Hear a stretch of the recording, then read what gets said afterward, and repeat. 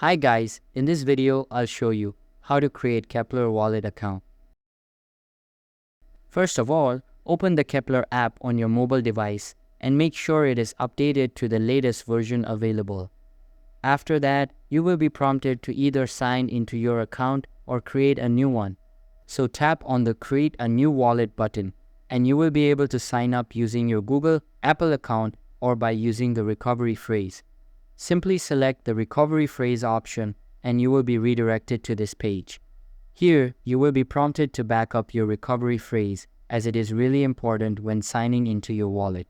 Then tap on the next button and then enter the words being asked from your recovery phrase. Once you have entered both of them, type in the wallet name and press next. Now wait for it to load.